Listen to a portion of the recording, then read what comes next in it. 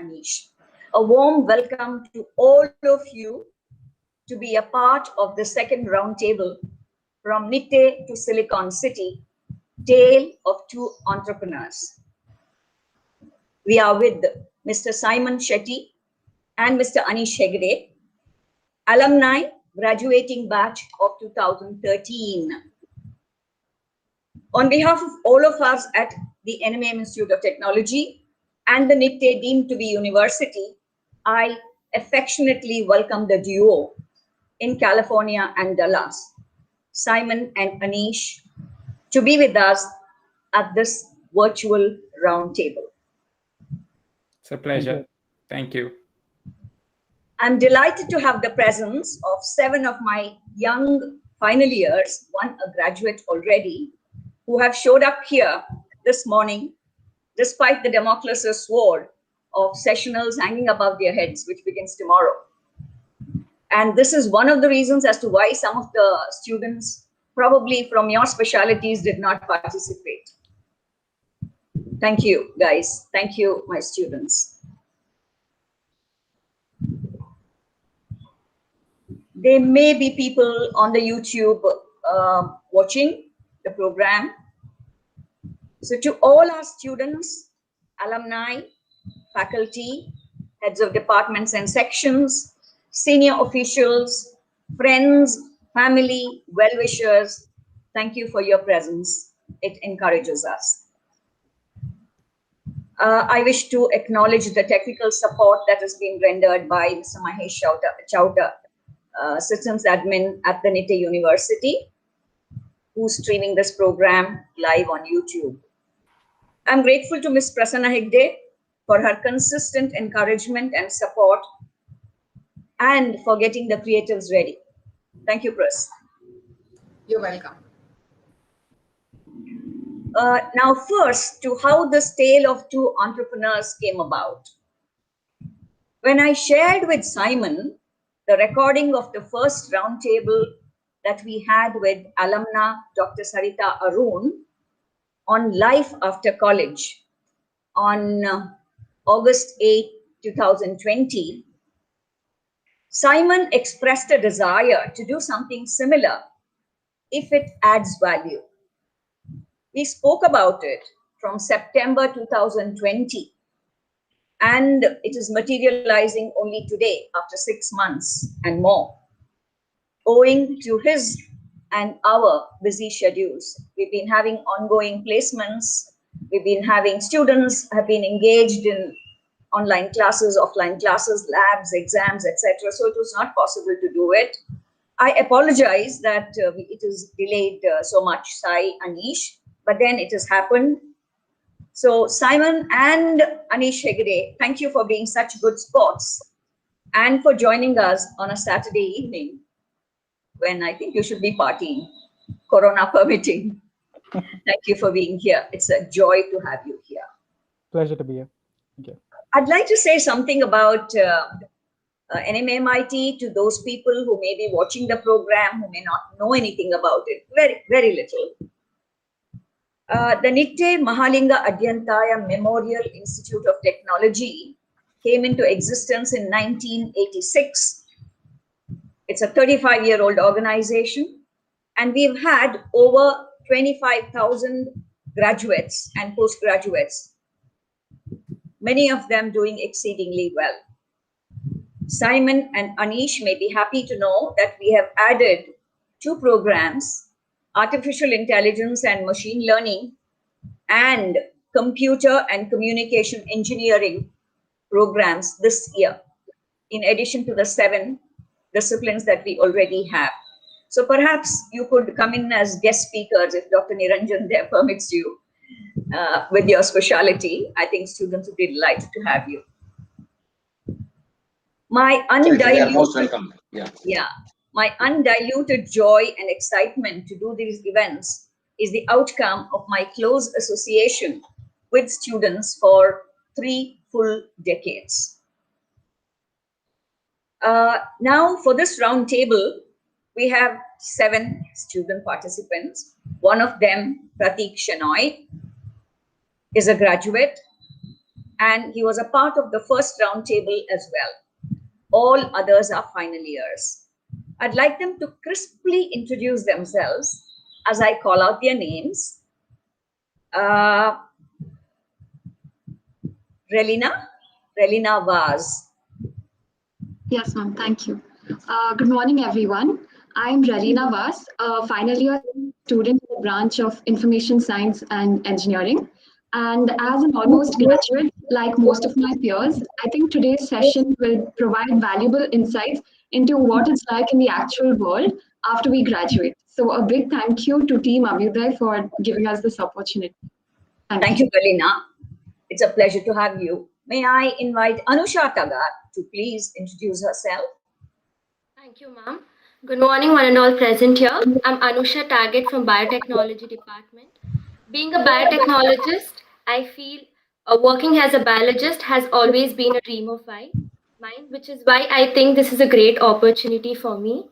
I would also like to collaborate with fellow scientists in a lab setting, which would be an ideal situation for me. And when talking about my long-term aspirations, I feel that I would like to work as a researcher and run my own laboratory. And it is great to have you guys today and have a conversation with you. Welcome to you both. Thank you, Anusha. That's very nice. May I invite Joyston Menezes to introduce himself? Good morning, everyone. My name is Joyston Menezes, and I come from final year Computer Science Department. And my current aspiration is to pursue Masters in Computer Science at USA. And this conference, a roundtable conference, would surely motivate me and give me more knowledge and information about the opportunities there. Thank you. Yeah, you bet. I think with both of them having done their MS there, it would be very useful. I now invite Pratik Shannoy to introduce himself. Good evening to Anish and Saiman, and good morning to every one of you. I'm Pratik I'm a graduate from the Civil Engineering Department. I am currently working at Accenture, as well as I have put up 2 startups along with my friends. One is a software service company, and another one works in the domain of virtual and augmented reality. So looking to learn a lot from you guys and hopefully reach at the level where you are right now. Thank you. Wow, that's wonderful. May I now invite Rajna Shetty to please introduce herself. Thank you, ma'am. Good morning, everyone, and good evening to Anish and Saiman. I'm Rajna Shetty, currently a final year student in Computer Science and Engineering branch at my college. The idea of being an entrepreneur and seeing my fellow peers and seniors follow the entrepreneurial path has always fascinated me, which is why I really wanted to be a part of this conference. I would also like to thank Team Abhyuday for arranging this, and I'm pretty stoked to see how this roundtable goes. Thank you. I now invite Siddhi Vinayak Hegde to please introduce himself. Good morning, everyone, and good evening to Saiman sir and Anish sir. My name is Siddhi Vinayaka Dattatreya Hegde, and I'm currently studying in the final year of civil engineering. And my aspiration is to become a structural engineer, and I'm very passionate about design of bridges and high-rise buildings. And I thank Abhyuday and especially Shalini ma'am and also Principal sir for giving this wonderful opportunity to interact with our alumni and to learn from them. And thank you very much. Thank you, Siddhi. I think we have Dishan waiting there. Dishan K. Yes, Salian, will you please introduce yourself? Yes, ma'am. Thank you. Good morning, all, and good evening to Anish sir and Saiman sir. I am Dishan K. from the Department of Mechanical Engineering, currently in my final year. I aspire to be a Chief Executive Officer in the field of Merchant Navy, and I'm also a huge sports fan, especially football. And finally, I would like to thank Shalini ma'am and Team Abhyuday and Principal for giving me this opportunity to be part of this roundtable. Thank you. Thank you all. I mean, no program would be complete or exciting without your participation. So I'm so glad you people volunteered. I'm grateful to you. Now let's talk about our special guests who are our alumni of the 2013 batch. Let me tell you about Saiman Shetty. Saiman Shetty is a 2013 Electrical and Electronics Engineering Alumnus of NMAMIT. He leads autonomous vehicle programs at Nuro. Previously at Tesla, he developed industrial robots that built the Tesla Model S and X powertrain. At Lyft, he led the development of their first functional self-driving vehicle. He graduated from Arizona State University with an MS in control systems. Now to Anish Hegde. I'll speak about the personal bits somewhere later, probably, okay, when I identify certain qualities that come about, express themselves. Anish Hegde, a 2013 Electronics and Communication Engineering alumnus, works at Grammarly, developing their presence on Android. He interned at Yahoo previously and graduated with an MS in CS from the University of Texas at Dallas. He worked at Robosoft, 99 Games, and SignEasy, and developed Android applications that were downloaded more than 150,000 times. Now, the two entrepreneurs, they are working in their respective domains, but at the same time, they got together. Anish and Saiman, as entrepreneurs, started ResumePuppy, a tech company with the mission to help make resume enhancements more accessible and affordable. They currently have 7,000 users across over 10 countries, including India and the US. They welcome Nitte students to use their free platform to create resumes at ResumePuppy.com. Saiman has told me that he's going to have some surprise for you. I think that that can come up later. I want to tell you, I can't help myself but tell you about how I met Saiman the first time as a first year. Saiman must have attended the orientation program, but then he communicated to me, not face to face. He communicated with me through Facebook. My first meeting with him was on 1st of October 2009, where he sought guidance to concentrate better and to do well and to be more confident. He was a CBSE student till the 10th at LRIS, Little Rock Indian School, and he moved to do his 12th at the state level. He got 92% in the state level, but somehow he felt that those students who had done their studies in CBSE were better off than him. So this kind of bothered him a little bit. And that's how he connected with me. He also told me that basic electronics troubled him a little bit. And for the first time, he was introduced to a senior student called Shilsha, who was good in electronics, and she was a peer helper at that point of time. Shilsha clarified his doubts. And on 2nd November 2009, he met me and reported that he was doing well, happy, and that he had done well in his sessionals. Now just see the ambition in the boy. Wanted to apply for a research fellowship with the Scientific Research Foundation. I introduced him to Dr. K.M. Hebar at that time. On 16th November, I don't know what transpired between them, but I know that Dr. Hebar interacted with him.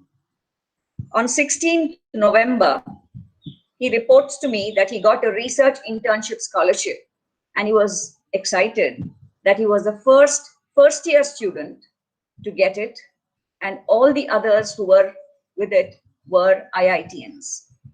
Okay. Now, this clearly tells us that here's a boy who's self-aware and desiring growth, focused, very focused, tenacious, and a go-getter. So whatever achievements that he may have had actually is a follow-up on whatever has happened so far. Saiman was campus selected by Wipro Technologies, but chose to do his MS at Arizona State University. He's been a volunteer with us at a couple of fresher orientation programs. On the other hand, Anish has been very active as a volunteer at Abhyuday. He was a co-founder of the club that you have called Annadana, which redistributes food. It started that way for redistributing. He was a co-founder along with 2 other boys. He was a volunteer at our fresher orientation program. He was a placement volunteer.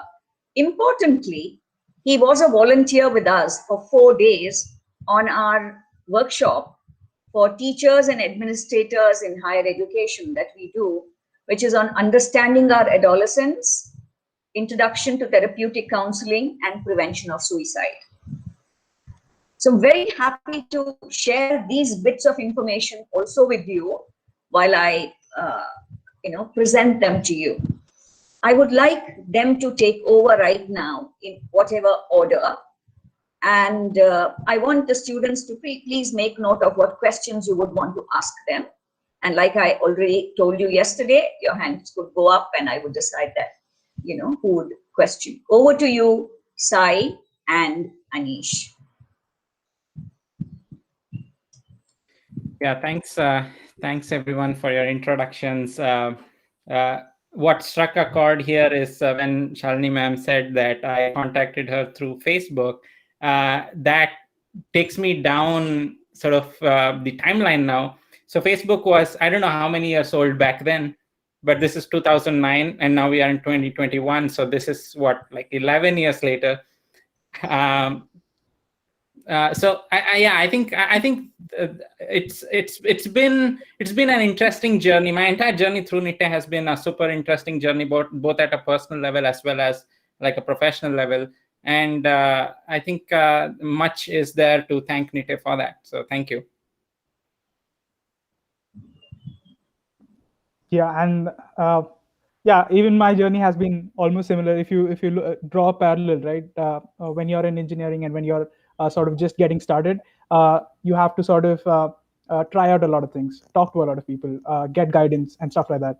And that's how you sort of get to a point where you can then execute on top of it, right? So Nitte has been one place where we have not only got to study, but also sort of experiment on a lot of other things and sort of build on top of it. And I'm glad that our coursework sort of allowed us to do that, right? And that sort of got us to this point where we also wanted to innovate and sort of build something on top of it. So thank you. Do you people have any questions, students? You have read about Simon. I had asked you to read about Simon and Anish. So do you have any questions at this point of time? If you have, I want your hands to go up. Yes, Pratik. So my first question would be to both of you. There's a saying that every entrepreneur has their calling, right? So there's a calling where you know that you have to solve a problem, or you are the one determined to solve a problem that's existing. So what was that call for both of you, and how did it come through? Thank you. Anish, you want to go ahead? Yeah, I mean, definitely that's a very good point. But in case of me, I've always sort of tried to solve a problem that I've had, right? I've probably I'm not thinking that meta at this point, but everything that I've built is either to solve a problem or solve either my problem or somebody else's problem, right? I have always thought that I need to take the stuff that I already know and sort of work on building solutions for problems that I've encountered. So yeah, probably I've never thought of it in that meta sense at this point, at least. Yeah, Saiman? Yeah, so a simple example is ResumePuppy, where I mean, a lot of people ask us like, why don't you just use Word, or what's so different about this? So the answer to that is basically both Anish and myself, when we were making our resumes to search for jobs and all those things, it was there was a lot of like nonsense and drama around, okay, what's the right format, what's the right font, what's, there's all these distractions that let you not think about the content of the resume, which is the most important thing, right? So we were like, okay, so how do we build something that takes out all that drama from people's resume making lives and lets them focus more on the content side of things? And that's why we sort of streamlined. I mean, one thing led to the other. So Anish comes with, when I moved to the US, I pretty much had zero experience. I didn't work in India, but Anish came with a lot of experience to the US. And despite that, when he was looking for internships and things like that, he was having a little trouble getting calls because of the only fact that his resume was not in a certain format or, that kind of thing. So that's where we were like, okay, we got to fix this problem. Let's go ahead and build something. And then like this solution has basically worked for him. It's worked for me when, I wanted to move jobs and things like that. So it's all come from this personal journey of a pain that we felt that we wanted to solve. He's answered your question. So somebody else has a question? Yeah. Yes, Siddhi. This question is for Saiman, sir. Sir, in the blog, I had read about you that you had mentioned, sir, you gave around 600 applications to some of the placement for placements, and around 50 interviews you had attended before going to Atronics. Sir, there were many rejections, which I feel. Then how did you handle those rejections and you overcame it, sir? I want to know. I would like to know about it. So by the time I was applying for jobs, like real jobs, right? I had been through this whole sort of campus job application process and stuff like that. So the phase where you look at a rejection email and feel sad about it, that phase had already passed. So I had to figure out a way to industrialize the operation. Basically, it's like I just literally applied to all jobs and whatever rejection emails, like I regret to inform, or like there are these keywords that are in rejection emails. Usually, I just filtered them out and made it go to like some other folder in my inbox just to not distract me. So yeah, I mean, at that point in time, I had just gotten over, because there's been so many, like I think my inbox is flooded with like a few thousand rejection emails like that. I just stopped thinking about them and moved on onto the other ones that matter, actually. I think there's a lot to pick up for you guys, all of you, when you go out into the world and then something doesn't work out for you.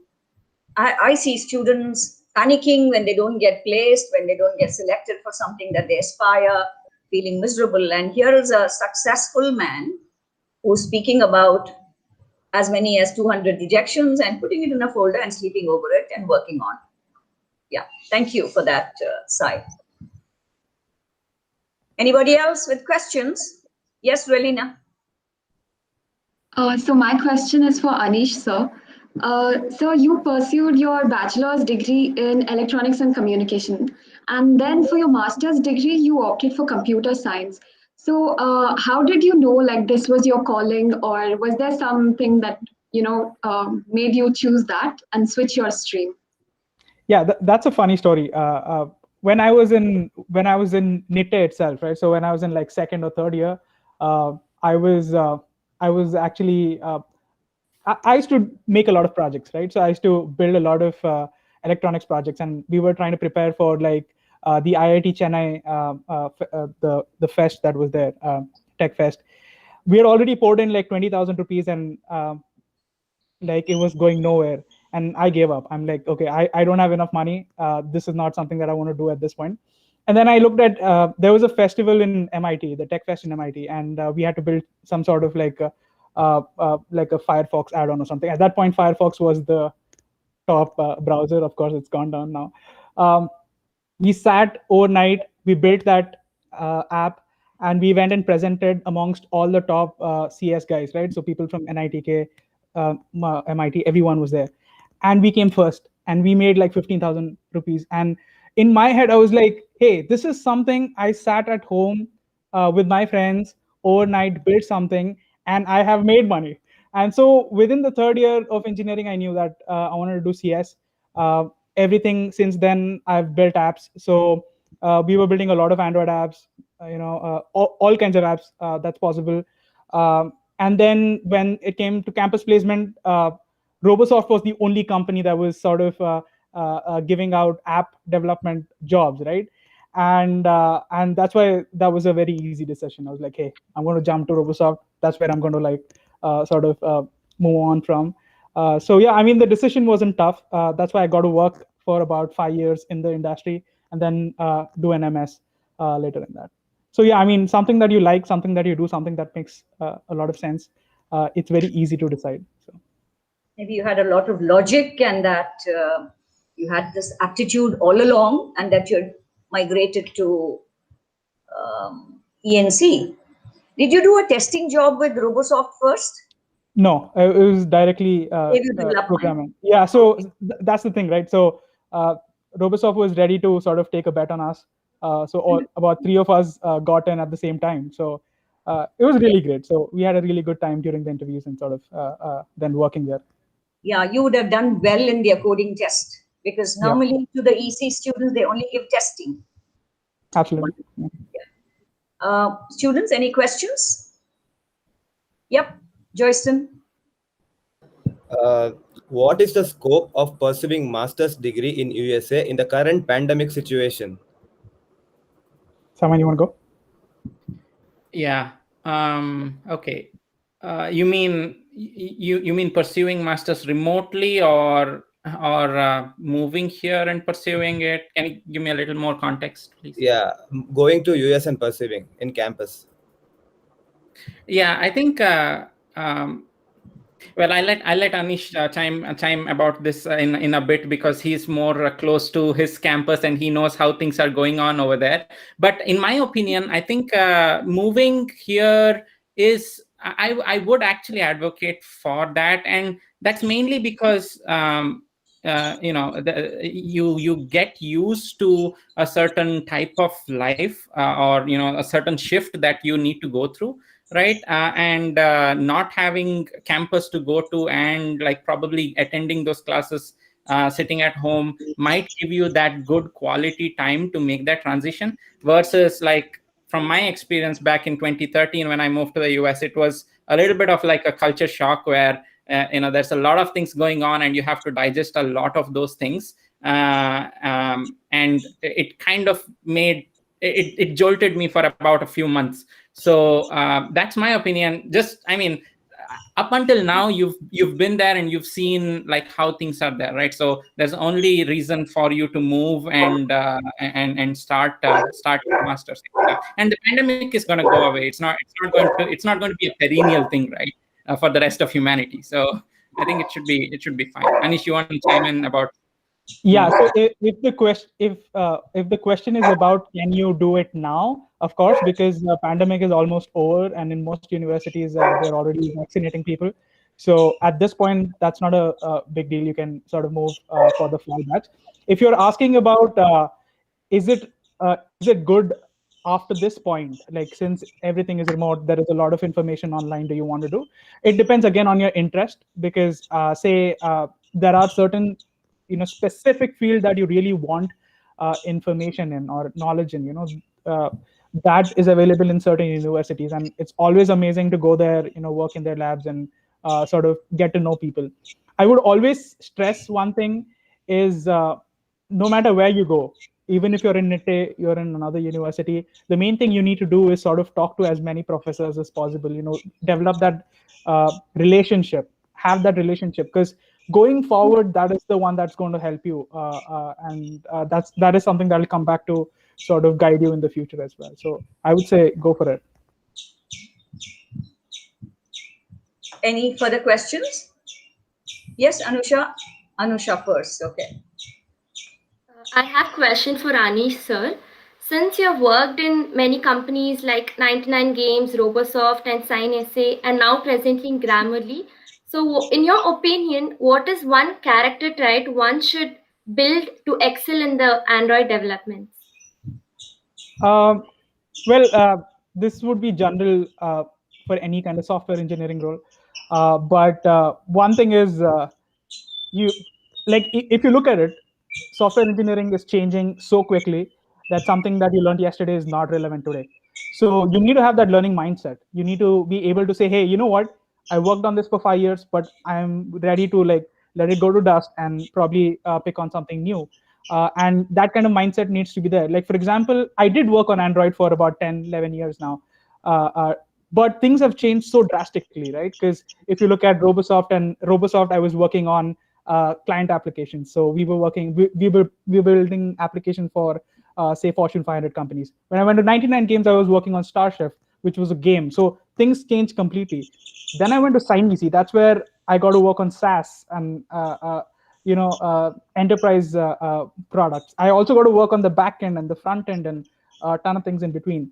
Now at Grammarly, I work on the keyboard, and the keyboard has a lot of things like you need to sort of understand a bit of machine learning. You need to understand a bit of natural language processing, a ton of things in between, right? So I think mainly you need to be a good learner. You need to learn how to learn. That's something. And secondly, I think to be successful over time, you just need to be a really nice person and give 110%, because that's something that's going to make you memorable at your job. If you're giving more than required and you're a very nice person to work with, people will want to work with you and sort of pull you into other directions. So yeah, to summarize it, keep learning, be a nice person, and give 110%. What is being a nice person, Anish? Because the thing about software engineering is everybody thinks that it's all about coding, right? But coding is only 50% of the job. The other 50% of the job is talking to other engineers, talking to designers, UX, product managers, and all of that. And often what happens is that you would see engineers sometimes being reclusive in one corner, not really communicating.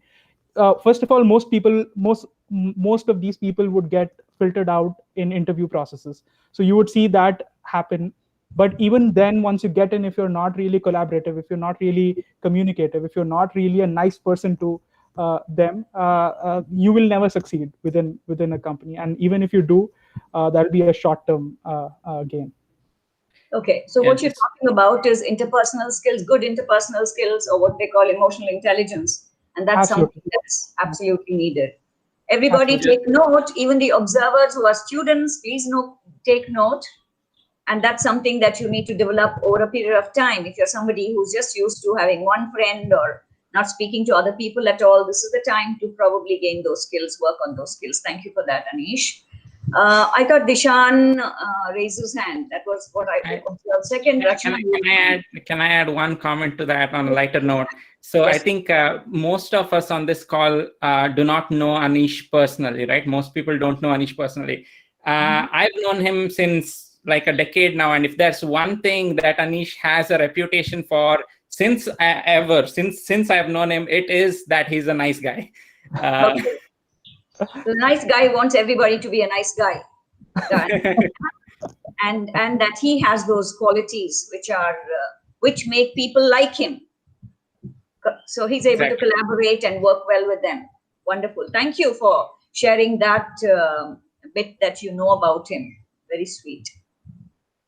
Dishan, your question, please. Yes, ma'am. My question is to Saiman, sir. As he's so young and also he's been working in some very big companies, like be it Tesla or Nuro. Like, I wanted to ask if he had any problems with seniors or with him being an immigrant. Was there any discrepancies while you had to make some decisions or something of that sort? Did you face apartheid? Yeah, so I think especially in Silicon Valley, which is the California Bay Area, San Francisco Bay Area region, there I have felt very, very less of that. I mean, probably almost zero. And it's mainly because people, the place is so diverse that people recognize that there are going to be people from all sort of parts of the world that come here, and they have to make decisions collectively. And they know that it's that sort of diversity and different walks of life and different experiences that people bring that is going to make organizations stronger as a whole, right? So that is why you can see, if you look at like probably the Midwest or the South or other places in the US, in general, companies who are not spanned across the US and just sort of concentrated there, they pay less attention to like diversity and inclusion and things like that. Because probably that's what cuts it for them. But for a company to be competitive at a global scale, they have to recognize that diversity and inclusion is an important part of it. And they have to make sure that the workplace is conducive for everyone to work. So, for example, like if let's say two companies don't have a good workplace for immigrants, and immigrants are the people who bring in all the talent, then they are at a loss because the immigrants go somewhere else and work. So it's that forcing function that makes them all spend time on making sure that they have a safe and healthy workplace for everyone. Yeah, I'd like to add a point there. One more thing is, in the future, you'll be sort of going and trying to get jobs, right?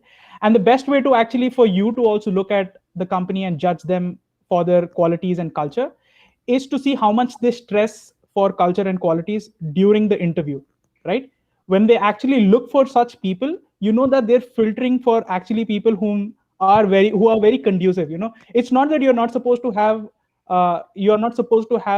contending sort of ideas, or you're not supposed to have disagreements. It's not about not having disagreements. It's about resolving those disagreements in a much more nicer fashion, right? So no matter where you go for interviews, like for example, when I was in India and I was working for E&EE, the interview was so amazing. Like I knew that when I was going to get into the company, the culture is going to be good. And that's the same thing that I saw at, say, Yahoo and Grammarly.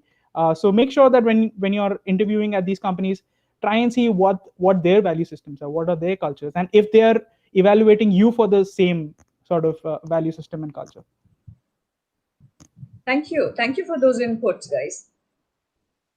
Rachna, you had a question. Yes, ma'am. So this question is directed at the both of you, actually. So the two of you have worked with various prestigious establishments, and from what I've read, your work experience does not lack any stimulation or anything adventurous.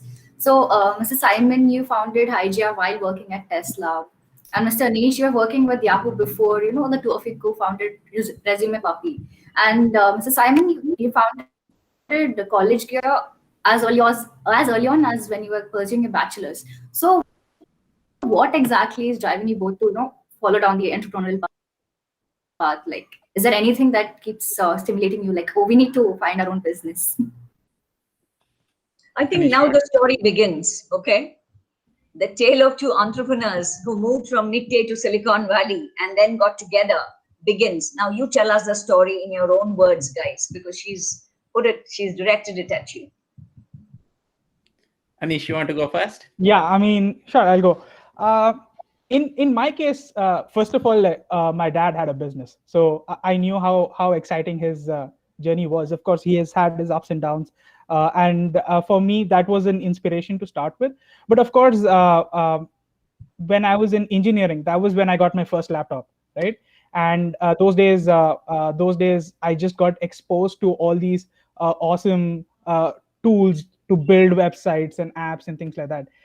And it has been very natural for me since then to actually build something and look at how people react. Because I felt that with applications, with building software, I can sort of influence and impact people in ways that were not possible before, right? So starting in Nitte, we built apps for Tech Nidarshan and all of that. We actually started a small company where we were building apps for a bunch of people. Of course, after Nitte, we have built a lot of apps and games, and some of them have been successful, some of them have not succeeded. But the main idea was always about building something that adds value to people and that adds impact. And that's why even the kind of jobs I've tried to choose are kind of jobs where I have direct impact on people, and that to millions of people at scale. For me, it has always been about, for example, ResumePuppy. I was thinking that when I came to the US, you know what, internship should be like a child's play for me. Like, hey man, I have 5 years of experience. What else does anyone want, right? Like they should just hand out internships for me. But it turns out when I was applying online, I would never get a call back. I would always get those like automatic rejections. And when I would just, yeah, and when I would meet people, it would be like I would always get an interview, and I would always convert that interview. And I'm like, hey, I'm meeting people and I'm getting these interviews, and I'm applying online with the same profile, and I'm not getting an interview. And that sort of like was the pain point, right? I was like, hey man, we have to solve this. Like, this looks like a problem that can be solved, but I don't know why people are not solving it. And that's where I met Saiman, right? So I'd gone to Silicon Valley. I was like interning, and I was like, hey Saiman, let's just meet. So we meet up and we're like, hey, you know what, this problem I had. And Saiman is like, hey, I also had similar problems, and people all around us have similar problems. So I mean, so you never know when you actually build something and why you build something, but it's always related to the problems that you have or someone else has and the kind of impact that you want to make. And for me, it was always about impact. Yeah, Saiman.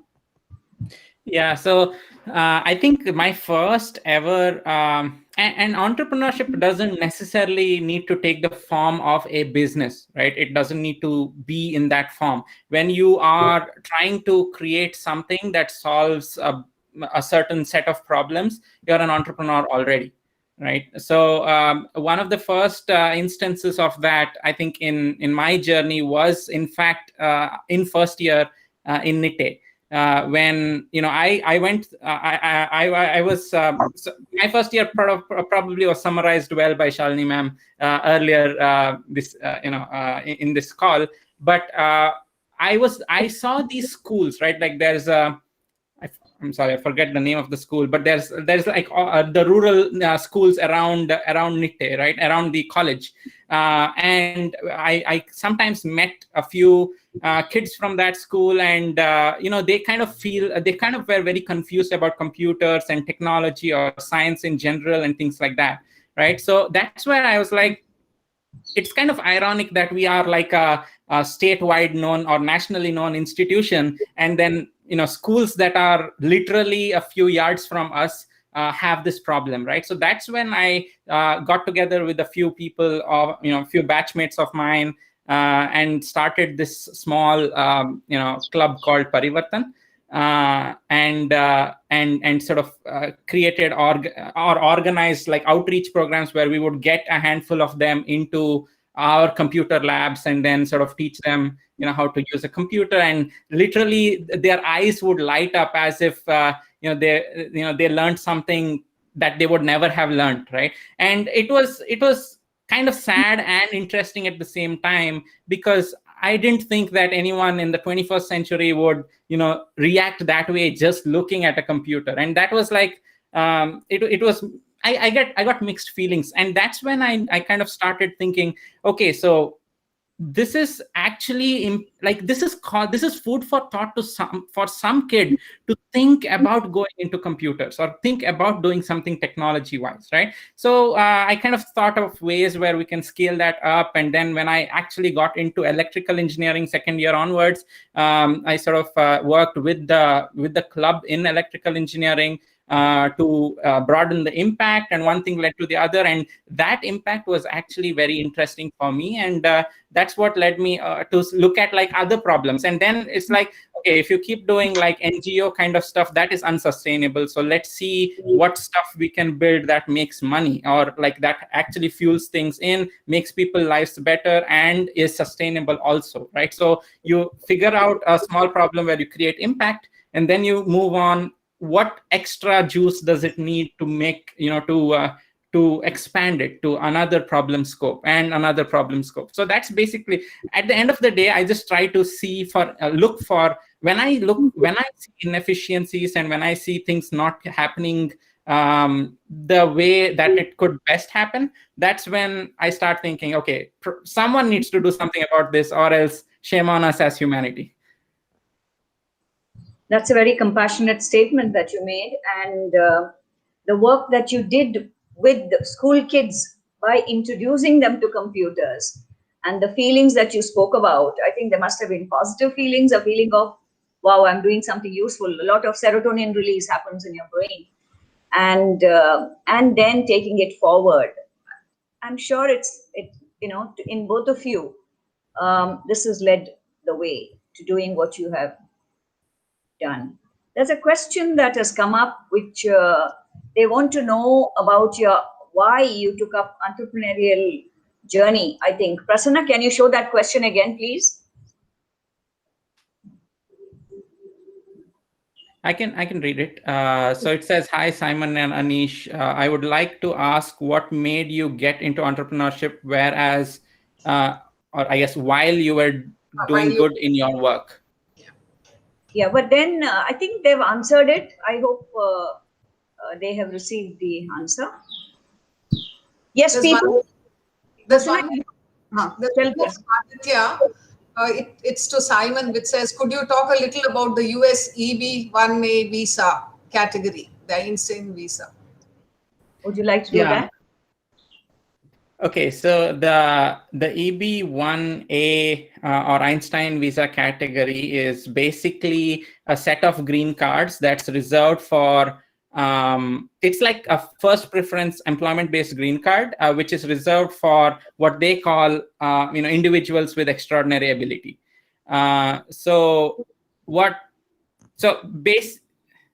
Okay, there's a lot to unpack in this if I go down that rabbit hole. But long story short, it is if you ask me why I sort of pursued that, it all started with me. So I graduated and worked for like all these good companies, but then there's this randomized H-1B visa lottery process, right? And I was unsuccessful at the H-1B lottery just because I didn't have the luck, right? Like it's not anything to do with like me not doing great work, because literally everybody who applies in the world, most people sort of get into that lottery, and then there's like X number, which is like 85,000 or something like that, that's picked. And merit has barely anything to do with that. And I was going like, hey, I'm doing all this good work, and why do I need to have luck determine my future in the US, right? So that's when I started looking at all possible immigration paths that I could legitimately pursue. And the EB-1A category or the O-1A category, visa category, were a couple of those. So I started, using everything that I had, legitimately using all the leverages that I had to build a great profile that then qualified for this sort of narrow visa category. So just packaging that in a small sort of stretch of time here, but that's what happened. Thank you, Simon. My students here, do you have any questions? Yeah, Siddhi, go ahead. Yeah, this question is for both of you, Anish sir and Simon sir. Sir, I would like to know whether to choose whether to go for higher studies first, or to gain some experience, or directly go to higher studies like that. It's a common question to all of them. One of them has gone into higher studies straight away, and the other one has worked for a couple of years and then gone into higher studies. So let's see. Let's listen to them. I'm sure we'll leave you confused on this one. I mean, I can go first. Go ahead, I mean, of course, yeah. So one thing is for sure, if you come here with very little experience, job search is tough. It can get quite difficult to sort of get a job, because now you're competing with a ton of people with very minimal experience. And I'm pretty sure Simon will have a story with his job search right out of college. Another thing is, how do you know what you want to do for your master's, right? Do you know you like the field? Do you know if this is something you want to dedicate a huge part of your life to? Remember, when you're doing your master's, you spend 2 years on the campus, interacting with your peers and with professors. are you sure that you want to spend that much time doing something that you are not really sure about? And to answer all these questions, it's always usually good to sort of get into the field, get some practical experience, and sort of move. Of course, I had 5 years of experience. I wouldn't recommend anyone to have 5 years of experience and do masters. Reason being is it gets tougher because you get really comfortable, right? You're getting paid a good salary, and you're just chilling, and then suddenly you have to sit in the class and listen to all these lectures and sort of uh, get into the grind. And almost everyone is at least 2 or 3 years younger than you, so even the age gap will be quite significant. But of course, I would say a few years of experience always helps get you at least accustomed to what happens in the industry, so that you can take that and add on top of it. But yeah, you wouldn't go wrong either ways. It'll just be difficult searching jobs. Anish, I have a question here. Yeah. I mean, in India, yes, maybe that's possible that you do some years of work and then get into the university. You are a little older, but in the universities, like in the USA, you would find people who are probably much older than you also doing your program. Yes and no, because computer science is one of the most competitive programs in the US.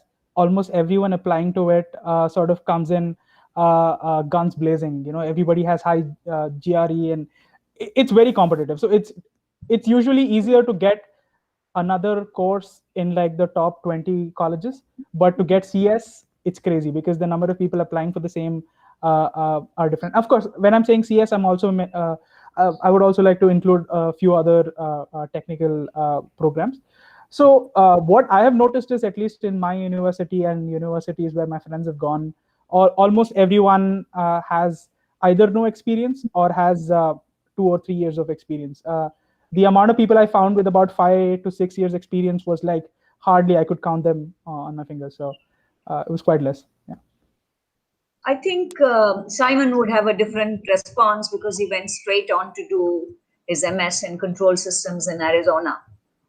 So did you find that it was difficult, that you were with older people, that you understood things less conceptually or whatever? So in graduate school, not really, because there's when you say there's people like older than you, there's also people younger than you as well, right? Sometimes there are these people who are in undergraduate courses, and as a graduate program, as part of the postgraduate or graduate program, you take courses which undergrad people also take. Right. So at that time, you are in a graduate stage, but then you are sitting with undergrad people as well as, I don't know, maybe like PhD folks and people who are just auditing that course from the industry or something like that. So I don't think there will be anything age related when it comes to academia, at least. So that shouldn't be a huge source of worry. And as far as starting, getting a kickstart in the industry and things like that is concerned, I think Anish made this point, right? Like if you have good experience, maybe a couple years of experience, you can come in guns blazing, and you'll probably be more desired. You'll be competitive, at least compared to these other folks that might come in without experience. So my stance on that is yes, and that is what I had to sort of fight against, right? I had to fight against people like Anish, who posed a competition to me. So and the way you do that is by significantly increasing your investment in doing great projects and trying to get internships and trying to do things a little earlier on that are relevant to what is happening in the industry, so that you can build your profile well. But I think if you ask me to weigh the negatives of not coming sooner versus the positives of like coming here and then starting off, I would still choose what I did, because it did help me at least suffer the pain in the beginning itself and then stabilize myself much sooner than than otherwise. So of course, that's been my journey. It can be only my perspective there. I haven't seen the other side, but yeah, that's why I always advocate. So if you know what you want to do and you have the willingness to do it, I think you should just come ASAP. Yeah, thank you for those responses, both of you. I think a question has come up there which is asking about your work profile in Tesla. Just check that, Sai. There are many questions, but I thought this is probably okay, something that you can take up. Your work profile in Tesla, or what you did. Okay. Yeah. Principal sir is asking that, right? Yeah. Okay. Can you tell something about your work profile in Tesla, whether any training in NMAMIT was in line with what you did in Tesla? So at Tesla, I was mainly responsible for developing control systems, or developing those robots that built the Model S and X powertrain. So I think the one subject that I took up at Nitte that helped, or at least calibrated my mind enough to understand stuff, was I think in electrical there's this subject called programmable logic controllers, PLCs. So yeah, that subject helped. But even then, I feel like the curriculum could have been better, because there's PLCs have reached, programmable logic controllers have reached a next level of advancement in the industry and how they are applied, and other alternates there are to programmable logic controllers and stuff like that. So Nitte, what I studied at Nitte did help with the foundation, but then a little more context to that on what's advanced in the field would have helped. But then there's always those things that you pick up on the job and start moving. So yeah, I think that one subject was something that helped me. But in general, if there's something that if there's a bigger thing that I brought from Nitte into Tesla, it was this work ethic. So when I was at Nitte, I used to do a lot of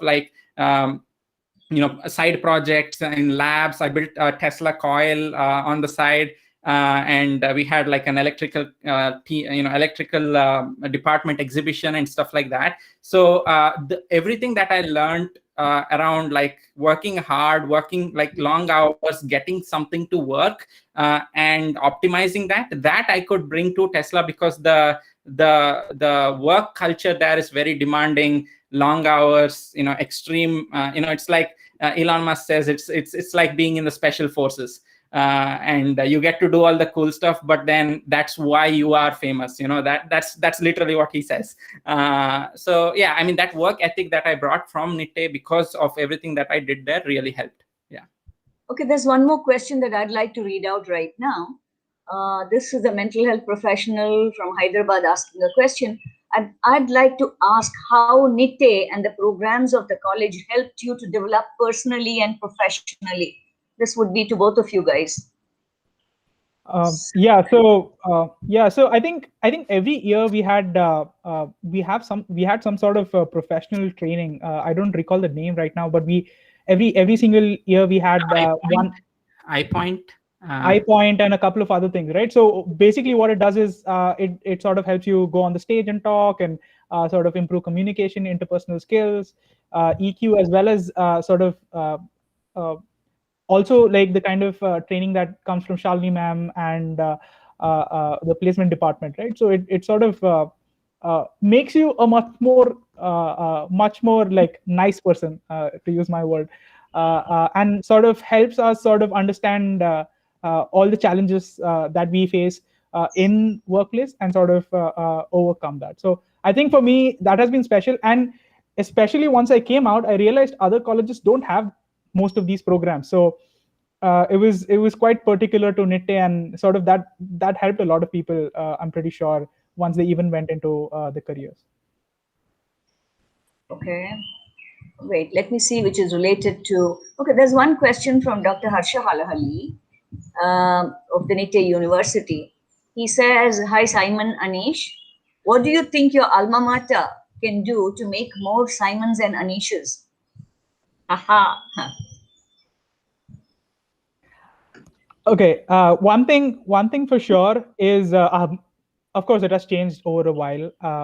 Over this time, I've visited Nitte again a couple of times, and I've seen how much stress. I mean, how much we are investing in entrepreneurs now. I've seen all the programs that's going on, and that's really great. Of course, during our time, what actually happened was we got exposed to a lot of our seniors who were doing really well. Um, for example, if you actually look at it, there are really good entrepreneurs in the software space from Nitte. So there is Anish Shetty, there is Deepak Reddy. There are all these people. I'm not sure if they're famous within Nitte at this point, but they're really famous in what they do. And for us, looking at them, it was very aspirational because I'd never met anyone who had worked at Google. I'd never met anyone who would work at, say, Apple. But I'd seen people who actually built stuff and sort of got their product out there into the hands of people. So I think what would be really useful is to get these people into the university so that people can aspire to be like them. Of course, we are still in our we are just starting off, and I think there's a long way for us to go. But there are a lot of these entrepreneurs who are really good at what they do within their space. It would be really awesome to get them in and sort of involved within the space. Just to add to it, if you think about it, Silicon Valley started because of Stanford, right? Or the government projects that went into Stanford that led to a lot of research and development and all the companies that came out of it. So at the end of the day, a university is so powerful because it can create an entire industry that sort of dominates or disrupts a certain industry. And I think with Nitte, that is possible, right? Because I saw even Nitte was part of the ISRO program. I think there were some DRDO programs as well. And I think it's a ripe time for Nitte to actually become the Stanford of India and to sort of go that way, right? And I think it's upon us as alumni and upon the students and the universities to sort of make it happen. If you look at Nitte, some of the most famous alumni are also actors. So we have a really wide variety of people coming into Nitte and sort of making it big in all kinds of industries. So you have creativity, you have intelligence, and you have sort of the power to build something. And I think that's my aspiration, at least, to see Nitte get to that point. And hopefully, if we can get more of these other entrepreneurs involved, people can be inspired to sort of build similar.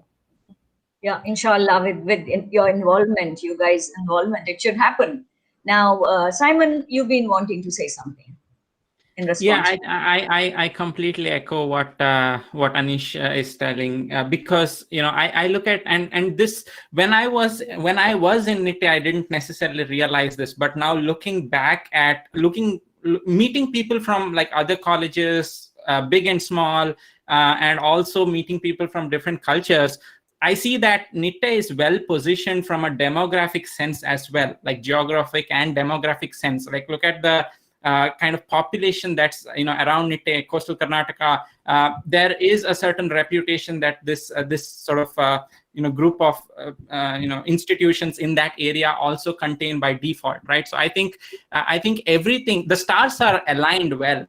I think at the end of the day, everything that we do as an institution should be around driving impact, right? And then if we help students and if we help basically everybody in the institution understand the metrics of impact, whatever it is, right? At the end, it's not just you studying something, but it's what impact have you delivered to the society. If everything that we've studied in the coursework or the projects and everything can be tied to a societal impact, I think that is a better metric to get. That was what motivated me. I founded Parivartan because I could literally see the societal impact. I could connect every second of my work to what it meant to society. And it doesn't need to be like an NGO or anything like that. It can also be something tangible like apps or whatever it is.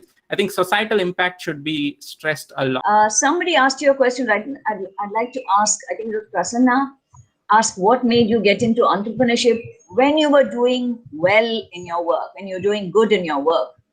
You had a very successful career, or you still have. and you've been doing a lot of new stuff. So how is it that you decided to expend your energies in this direction also? So for me, I have a rather funny response. I think for me, that's a stress buster. Just like people have hobbies, I like building stuff on the side and helping people, and that's a stress buster for me personally. So if I don't do that, then I can't bust the stress from all the other work that I do. Okay. That's your giving. I mean, it's believed and there's scientific evidence to say that when you do something for somebody else in need, it gives you, it releases neurotransmitters in the brain which make you happy. So probably that's it. That's wonderful. Thank you so much for that. Somebody's asked a question. What challenges did you face in your journey towards your product ResumePuppy development? Anish? Yeah, I mean, I think when you're building a product, I think every day you face one or the other challenges. Otherwise, it's not fun. It's like they say in video games, right? If you see the bad guys, that means you're in the right direction. And it's almost like that. Like every single day, we're figuring something new out. We are understanding what kind of demographic we are targeting, what kind of product we're building, right? And it has the basic intention intact, but we are definitely adding more value day to day. So when it comes to problem, I think both me, Saiman, and everybody working on ResumePuppy, right? I think what has happened is we have the best people on the job, right? We have people who understand the product inside out, understand the market inside out, and understand the kind of demographic we are targeting. And that's why it's very easy, and it's actually really fun to sort of huddle around and sort of solve these problems on a very regular basis. When it comes to problems, from day one, we were trying to figure out, okay, how do we bring out our alpha release of ResumePuppy? How do we what do we add into the beta? How do we monetize our product? So the main thing is, for example, when you build a product and you just give it out for free, you can't sustain it for a long time. How do you sort of build a business around a product that you've built? There are all of these challenges that we face on a very regular basis, and we are trying to see how we can solve that efficiently by sort of bringing all our experiences in. And that's why I feel it's important to have a really good time in your undergrad. Almost all the people who are helping us build ResumePuppy, we have all sort of met at Nitte, right? And that's insane, because now I have people who actually were part of the founding team and built ResumePuppy who've had 7 to 8 years experience. Because when you're building a product, when you're building a startup, you might realize idea is the most important thing, but it is not. It's usually execution, right? And for executing, you need to be able to hire the best of the talent. And the only way you can do that is if you have built those relationships over time, because people have to trust you. People have to believe you. People have to think that this is a valid journey for them to be part of for the next few years. So of course, so that's been really good. And it has actually helped us sort of solve all of these problems on the way, and hopefully solve in the future as well. Yeah, something tactical to add to that is, so we think of ideas and we think of solutions all day long in our heads, right? So if it is not made in any form and put out, your idea is completely useless, right? So I mean, it hasn't delivered any value. So like the famous saying goes, right? If you are not ashamed of your first prototype you put it out late, right? So always just jump in, build something. It's okay if it breaks 1,000 times in the first go, but build something, put it out there, see how people react, and then iterate. Not doing that will delay our entire journey by a lot. Thank you both. I noticed that we are almost coming towards the end. Shall we extend it by 10 more minutes? Is that okay with you? No worries, no worries. Okay, great. Students, is that okay with you? Dr. Niranjan, is that okay? Prasanna, Mahesh? Yeah, that's fine. Okay, Yes, thank you yes, so much. yes. Yeah, there are a few questions.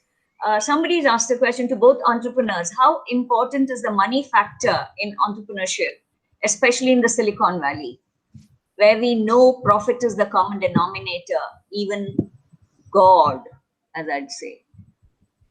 So I think in general, if you, again, this is a little cliche, but in general, if you build a compelling product that is 10x better than others and deliver value, so how do you deliver? How do you make money, right? You either have to make people money to make money, or you have to save people money to make money, right? So as long as you do those two things really well, or your product does that really well, then it's a matter of like other product positioning and strategy and things like that. That's a different story. But I think worrying about the money fact, worrying about delivering value is important, and then extracting X amount of that value automatically happens if you just use a little bit of like business sense.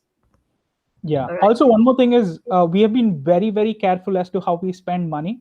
What happened is we participated in the UTD, so in my university, a pitch competition, and we actually got $25,000 from that. We won the pitch competition, right? And what we have done so far is to make sure that we build a business that is sustainable, make sure that that is 10x better than everything that's out there, and then sort of scale up. So I think we have been conservative and trying to make sure that we provide value. We create a company that makes value, has value, and then sort of scale. So it's important to sort of keep that in mind while you're scaling and while you're building a product. Yeah, I have a question here. You have found acceptance by the top US colleges, Stanford, MIT, Columbia, etc. How did you achieve that?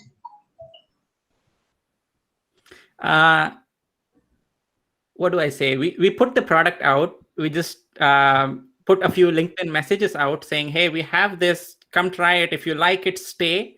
And there were people from all these colleges who liked it and they stayed. Yeah. Just to add to that, like what happened was COVID hit, right? And it was crazy because people were in between their job searches, and there was an issue. And Saiman, he is really popular on LinkedIn. He has, I think, 35,000 followers. I'm not sure, like quite a bit. So yeah, so LinkedIn was our go-to site. Saiman pushed a lot of messaging there. We even the ResumePuppy LinkedIn page has over 4,000 people following it. So we found a channel that works for us and sort of made sure that everybody got to know. And the really interesting fact is that when we then put a poll on our website to see where are people coming from, because at one point we said, hey, let's just stop. Let's see what happens. And then over a couple of months, we saw a lot of people were coming from word of mouth. And that was insane because people were telling other people to actually use ResumePuppy because it simplified their life so much that they would come on the site and then get more and more people. At times we were surprised. Me and Saiman and the team, we would just sit and think, what? Like, how are these people coming here, right? And then we would see like Stanford roll in, Columbia roll in, and all of these other people from other colleges. It actually surprised us, and that goes to say that the best marketing strategy is word of mouth. And if you can build a product that actually gets people on your website or on your app or any product that you build through word of mouth, then you've struck gold. So that's what we're trying to do. We're trying to build a product that has value and that keeps increasing in value for all people. Yeah, just to add a little bit of context there, Tesla, right, spent $0 on marketing. And how is it that they have an insanely high amount of customer loyalty and fan following, right? They invest so much in their product to make that great that people, it's like a trophy that you show off to others, right? Hey, I have a Tesla. You want to see what crazy things this can do? And then everyone is hooked all of a sudden. Right, I understand that. And your work at Tesla got you a lot of admirers, a huge fan following. And then when Saiman, who's with Tesla, does this, it has, okay, more takers. Could it be that? And the both of you working as a wonderful team, a nice person with another nice person, compassionate person. That's how it seems. There's a question for you from the principal, Anish. Any inputs from your side on our E&C curricula and technical training here at Nitte, upgradation of which you think can take our offering to next higher level and make it more demanding amongst the aspirants? Do you suggest any changes in the Nitte curricula in E&C is a question to Anish, so that we can go higher, more demand. Yeah, I think I think I had a fun time studying all the stuff that I did at Nitte. Definitely, I don't know how it is after 10 years now, not 10 years, 7 years now. But yeah, I would have definitely loved a little more labs. Like I saw computer science and I was so jealous because Infosys had a lab and Intel had a lab and everyone had a lab within the university. I wish like Intel had a lab for electronics as well, or AMD or NVIDIA, right? That would sort of, I don't know if it is there already, but that would have really helped us. So I think a lot of people did want to sort of work in labs and research and things like that. That in the future sort of improves the kind of quality of students coming out of the college and makes a name for itself within the industry. So I would love to see more labs. Yeah, thank you, Anish. Sorry, just to add, very recently we have added Texas Instruments supported lab under E&C department. Yeah, this was just for your information. Wow. Thank you. This is amazing. That's really maybe good. You should, Anish, maybe you should relook at our curricula, our systems when you visit us here next. Definitely. Some suggestions. Definitely. Yeah. By the way, Texas Instrument is right down the road here. So my university, UTD, was actually founded by Texas Instrument founders. So we have come a full circle now. Yeah, just to add a little context there, I think when I was in Nitte, right, a lot of the main reason I was like interested in the program and I sort of went to the program, and what helped me was spending time in labs. I know we probably might not have had like industrial labs in Nitte back then, even in electrical department, but in general, spending time in labs is the most memorable experience I had from Nitte. Yeah, you were a regular labber. Yeah. Okay. Yeah, I know Mr. Salman was Mr. Saiman was utilizing most of his time working in the lab, doing small time projects and all that. I still remember that. Great. Yeah. There are a few questions I want you to crisply answer, guys. Mohan Kumar asks, I'm thinking of alternate models to Silicon Valley models, such as the Finnish model of tech development. Just a statement. So what do you want to say to that? Okay, I can give some context. Like, what makes Silicon Valley so great, right? Why are all the top tech companies coming out of Silicon Valley? One thing is Silicon Valley has an insane amount of failure is worn as a badge on the chest, right? Like failure is never looked down upon. Like you can fail multiple times and still go in and sort of raise funds and sort of so failure, it's an important thing to note that not a lot of other places around the world have this sort of mentality. I think Bangalore is one place where it is actually coming up, and I was so excited to see that happen, right? Another thing is just the concentration of talent in terms of industries. Like, for example, if you were to build another Tesla, it's very easy to hire from Silicon Valley because they already have those engineers. If you wanted to build another Grammarly, you want to build another, say, a Google, those talent are there. So that's why it is there. But today, since we are going remote and things are moving around, there is more dissipation of knowledge. People are able to exchange ideas across the world. There is always a chance for something like that to happen. I visited Finland and I saw they have a very vibrant community, and of course they'll probably get to the point where Silicon Valley is, but definitely Silicon Valley is quite vibrant at this point. And if any other place has to become as great as Silicon Valley, they need to sort of treat failure the way Silicon Valley treats, and sort of increase the talent pool within that city or town. Yeah, a good example to look inward also, I think, is the success of some Indian companies, right? Like Zoho, for example, or Fresh Works.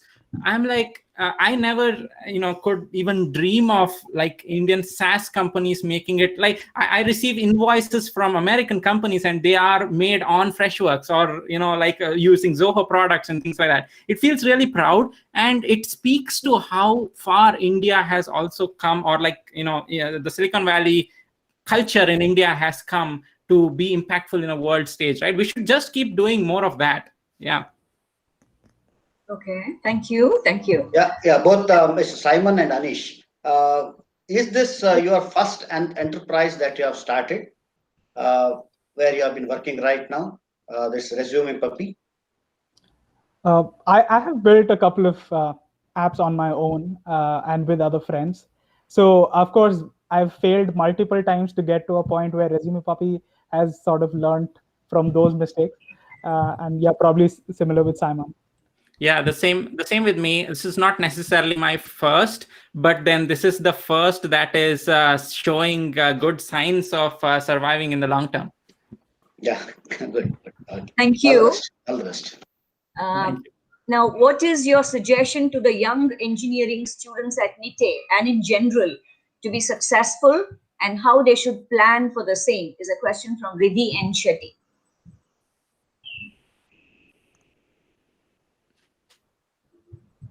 Anish, you want to take that? Okay, so suggestions to young engineer students at Nitte. How to be successful? Yeah, I mean, I would say how should they plan for the same? One thing is, of course, I'm not the best person to ask because I was never a 9-pointer, like a 10-pointer or something like that. So in terms of academics, I would not be the best person to ask. But if you have this entrepreneurial I don't journey, think we're talking about success in academics right now. We're talking about being successful. Yeah, I mean, people can define success in they various are ways. looking at you as people who are successful. Yeah, sure. So I would just say that you miss all the shots you don't take.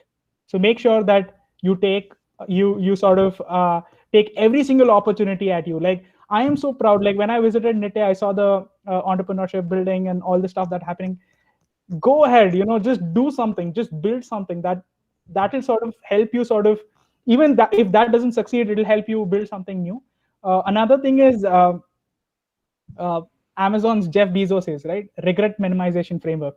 Try and make sure that you minimize the regret that you have in the future. So to do that, make sure that if you like something, go and do it. I think it ties to the first point. And the third thing is something that I learned from Y Combinator is they say that there is certain amount of luck that is required for people to be successful, but it is in your hand to sort of increase the amount of luck. So meet more people, put yourself in situation that actually increases your luck. If I had not gone to Bangalore, I would not have worked at Sign Easy. I would not have understood the world of SaaS and building a product, all of that. If I had not come to, say, the US or UT Dallas, I would probably have not again met Saiman, or probably again participated in the competition that got us the seed money. So I think it's all about trying to increase the amount of luck that you have. It's sometimes you can just sit in your corner and just say, hey, I don't have luck. But it's on you to sort of, go out, talk to people, get into universities or get into conferences, just so that you can increase the amount of luck that you have. So these three things. Yeah. And to attest to that, even my personal experience has been more than 90% of the, what you can define as breakthrough moments in my life until now has been delivered by people I met for the first time at the time of that breakthrough. So it's strangers who get you like that to that next level. So like the more you meet strangers, the more you try to like learn from them, and more you put yourself out there, you maximize your surface area for luck. Wonderful. Thank you. Yeah, just one more thing. If I would like to add, like for example, I had a senior called Srinidhi Rao. He also was working at Robosoft, but he was at Nitte. He also sort of built apps on his own, games on his own, and that is what I looked at. That's what I looked at, and that's what I got inspired from, and sort of built on top of that. So I would say, even when you're in Nitte, make sure that you look at all these people, understand what they're doing, and sort of shadow them at least, because that'll sort of take you, like help you figure out what you want to do in life. Because when you're at 2021, you're still figuring out, what do I want to do in life? Like, what is it that that will make me successful? So, shadow these people, shadow all successful people within your college. Guys, there are questions and time is running out. And I too have a question. There are 4 questions which are pending right now. I don't know. What do we do? What do we do? Anish, yeah, I'm good. We can stay. We can stay. We are having fun. Mahesh. Mahesh. Yeah, it's okay, Shah. Go ahead, please. Okay. Somebody's asked you a question. There are 3 questions that I'm going to read out. You decide in which order you're going to answer. Life is unfair. Have you faced any kind of situation like that? And how you overcame the stress? 1.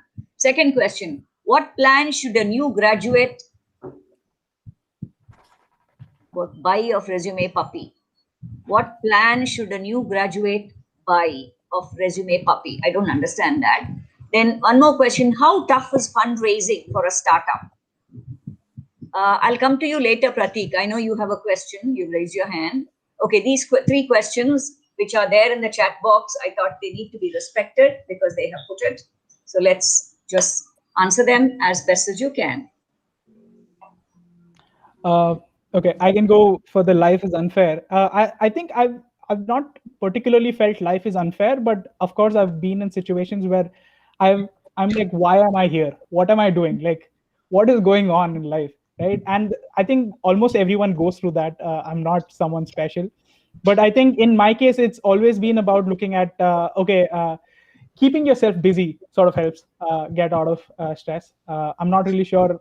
Probably everyone has different ways of coping with it. But when you do something new, you're always going to face resistance of some kind.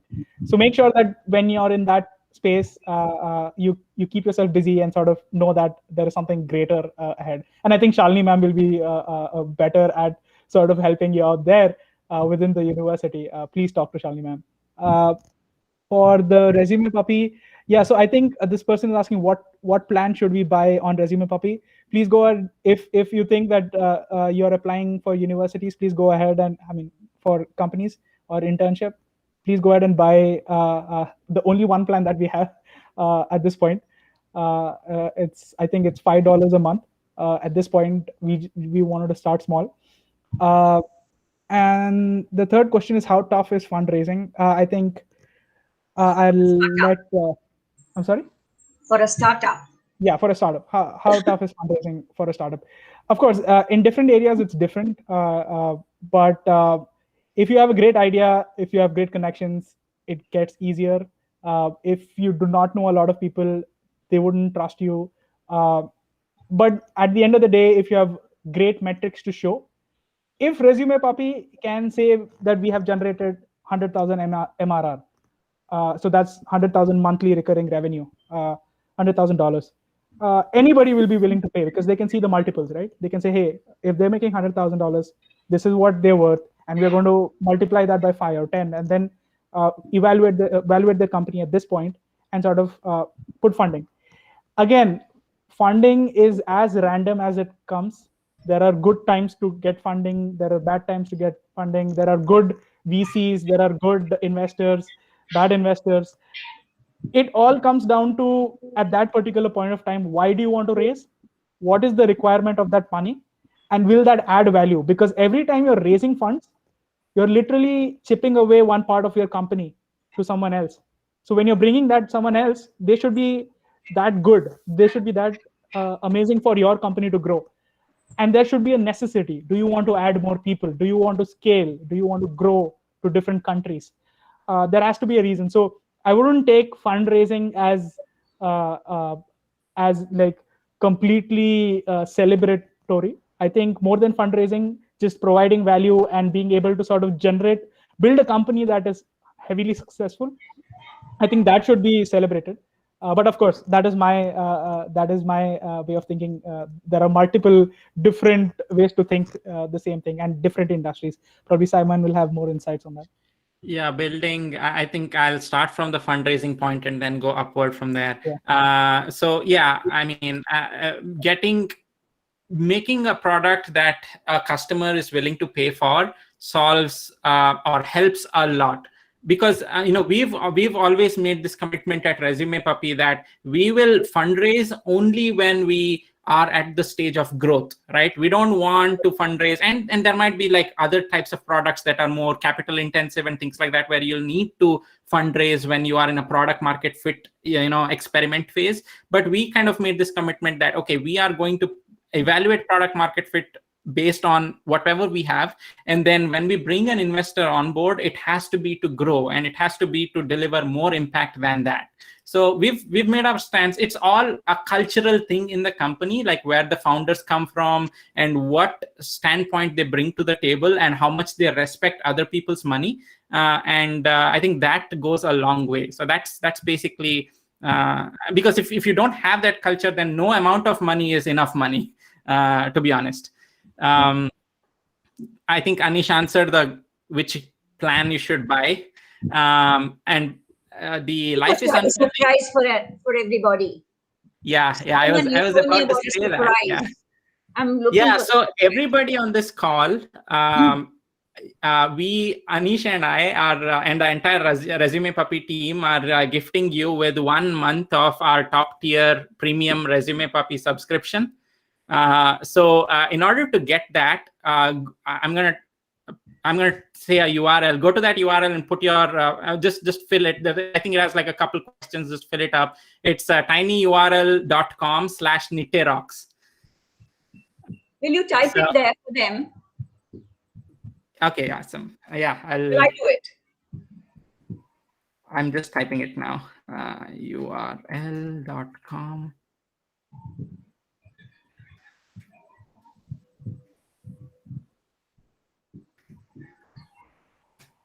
All right, yeah. Go there and fill that form, and in 24 hours, your premium subscription will be active for a month. So we want you to exploit it and make as good use of it as possible. We won't feel sad. And the second surprise, which I haven't even told Shalini ma'am yet, is we are looking for student ambassadors for ResumePuppy. So if you'd like to work with our team and spread the message and things like that, we'll talk more about that separately. But if you're interested, please let us know. We'll be happy to work with you as student ambassadors for ResumePuppy. That again, we shall restrict to people who have attended the program. Is that okay? I think that sounds fair. Yeah, that's just yeah. Okay. Yeah. I think Pratik has been wanting to ask a question. He's raised his hand. I know that we are really running short. You wanted to make it a 1-hour program. We've crossed 1.5 hours. Pratik, where are you? Please. Yes. So this question is to both of you. So my startup is in the field of virtual reality. So we are building a game basically in virtual reality, and in Silicon Valley, virtual reality has gone across to a new level where Facebook is building virtual offices and all that level of advancement, which is not yet seen in India. Maybe, and it will take another 5-10 years. So what is? Can you give me some insights on how much Silicon Valley has advanced on the virtual reality industry as well? Just one point there. I think in India things have been moving so fast. You wouldn't believe that in a year probably this will be there all across India. Like I am just amazed by the speed at which my friends at Bangalore and all of these other places are building stuff, right? So I'm really impressed. Number one, I'm pretty sure all of this will come very quickly. From my limited knowledge of virtual reality and mixed reality, alternate reality, there are a ton of startups coming up. And the most important thing is to understand that you need to sort of think 10 years down the line, 20 years down the line, right? And then work backwards when it comes to all these tech that's going to sort of change or revolutionize. My friends are working at startups that are actually helping people get into virtual conferences. And that is something that people are seeing a lot. Another thing is during the remote work, I saw people working on virtual co-working where you could sort of see people sitting around. Of course, the user the usage will change and something new will come out, but that industry is vibrant and people are seeing VR, mixed reality, alternate reality in even manufacturing, and that's where the real use is, because now you're targeting businesses. For example, if you want to see something wrong with the structure of a building or structure of a pipe or structure of a machine, mixed reality and alternate reality are really great, have really great applications and use cases. So I'm seeing a real huge progress there, but I'm pretty sure all of this will come to India very quickly. The only thing is it's very expensive for businesses, and that's why as the cost reduces, more and more of those will come to India, and probably your company will be one of those companies that actually builds all of this cool stuff. All the best. Thank you. Thanks a lot. Are there any more questions from the people, from the students who are seated here? I'm not going to take any more questions from YouTube. Any questions that's pending? Yes, ma'am. I have a final question. Okay, Ralina. Yeah, so this is directed to both of you. I mean, I think I can ask this on behalf of all my fellow peers, I mean, those who are about to graduate.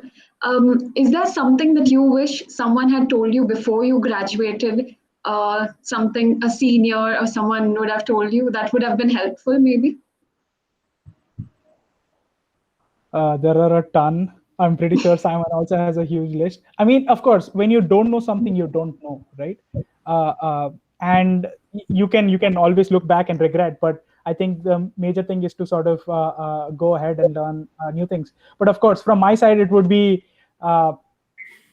like all the boundaries that you think are there are all imaginary, right? As a person from Karkala in a small town, I never thought that I could, sort of be an amazing developer at a big tech company in Silicon Valley. So this thought never came to me, right? And it is only when I sort of gradually moved ahead is when I started realizing, you know what, I'm as good as everyone else. And so do not put restrictions on you thinking that you're not good enough. Make sure you push as much as possible, because you need to minimize that regret. I know this is very philosophical and a lot of people might be rolling at their eyes, but I'm telling you, this is it. There are no boundaries. You're as good as anyone out there. You need to just go and, break that glass ceiling and sort of move ahead. Yeah. Go experience, learn. Yeah. I think, you want to say something? Yeah, I think like self-doubt always exists. Like if self-doubt stops, then you're doing something wrong, right? Like even Anish just said, right? Like when we were getting these users, actually, even after we sort of monetized, right? We were like, okay, we got to figure out a way to monetize, and we monetized. We were like, Anish and I actually had like a wager that, okay, how many months will it take before we get our first paying customer, right? And in the morning we wake up, we have like 5. Like the day we launched monetization, the next morning we wake up, we have like 5. And I was like, hey, Anish, is there something wrong with the code that is making it report something wrong? Can you please check that? So, I mean, my point here is like self-doubt always exists. Like you can only get over it by experimenting things, putting things out, right? And then the second thing is, I think if like in wherever you are, let's say like tomorrow you have your sessionals, right? Or you have like your semester exam, or you might be thinking about placements or the next thing. In that perspective, you'll see, all those things and risk points and things like that you'll see it as a huge deal. But then when you take a step back, and of course, like I haven't traveled too much further than y'all, but in retrospect, when I look at all those small things that I worried about in at least the scheme of life that I have sort of traversed so far, those are nothing. So whenever you see those opportunities, don't be conservative, just take the risk and then figure out what happens along the way, right? And everything, even like me getting into Tesla, or even me, deciding to come to the US, and all of these things had a bunch of like, okay, I'm going to just close my eyes and jump and see if I survive or not, right? Just jump. There's a lot more things that you will need to worry about risk later in life. You have nothing to lose now. Just jump at things. Thank you. That's very nice. I had asked you this question, but I think nobody else has asked you this question. Why did you name your enterprise ResumePuppy? See here it is. That's exactly the same puppy that we have. I just want you to tell them why you chose the name ResumePuppy. I mean, yeah, I can go. So basically, nobody likes building resumes. It's boring, right? And we wanted ResumePuppy to be that puppy that comes along and says, hey, you know what? Let me build a resume for you and take away all the stress that you have, just like how a puppy takes it, right? And that was why we named it ResumePuppy, so that it actually makes you happy as you're building your resume. You bet. Because I told Sai that I only knew hush puppies. Why did you have ResumePuppy? So he told me that to make it fun, make resume building fun. I know that all of you who have logged in have got a 1-month premium use of his services. That's wonderful. I have one more question for Sai, and this is personal. Okay, very personal. Do you want me to ask you? Go ahead. Ask me anything you told me. So, you were supposed to get married in June to Anusha. Yes. During the pandemic. And you got married, what's happening? No. Probably sometime this year.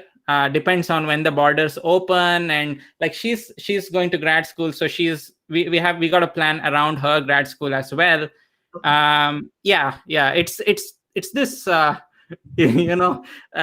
She sometimes jokes about this whole sort of drama, right? Like it was supposed to happen in December, and then it got postponed to like June, and it's like Ekta Kapoor serial where nothing happens. It just keeps rolling and keeps rolling and keeps rolling.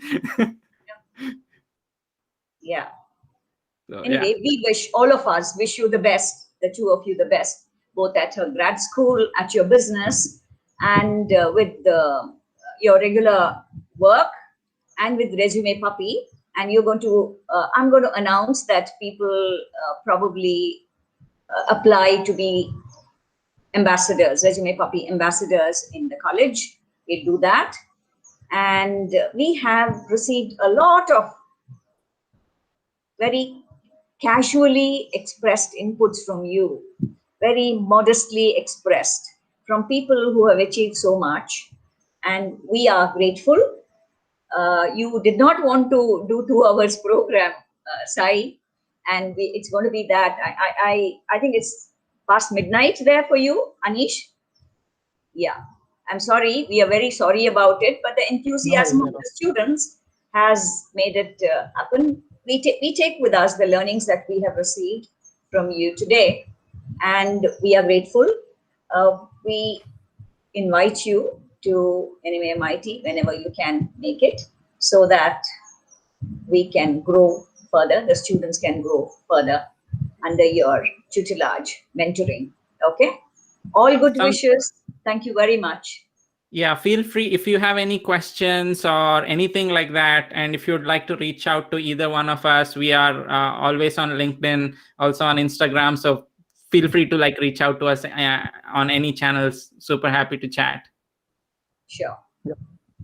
Thank you very much. On behalf of all of us present here, the NMAMIT, the Nitte, deemed to be university, and I'm grateful to Mahesh, grateful to Prasanna, grateful to all the people who have come in, participated, asked questions. And anybody wants to say something? I see Mahesh and Prasanna there. Thank you so much. Thank you very much for this very enriching and very lively interactive session.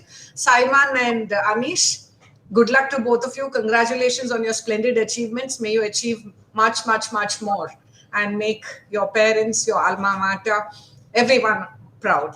Thank you so much for being with us. Yeah. And stay happy always. Stay happy. Be giving. Be generous. Stay happy. Be the nice person. I want all of us to be the nice person that Anish kept on speaking about. Somebody who understands, reaches out to other people, works in collaboration, in cooperation, to gain, to grow. I think now you know what to put on the next Tech Nidarshan t-shirt. Be a nice person. Yeah, nice person. Yes. Thank you so much, guys. God bless you both. I hope you have a good night's rest so that you begin the day. It's holy and a holiday for us here. It's not so for you. Yeah. Okay. God bless from Thank my you. puppy and me. Bye-bye. All right. Yeah, bye. Thank you so much. Bye-bye. Thank you. Thank you, everybody.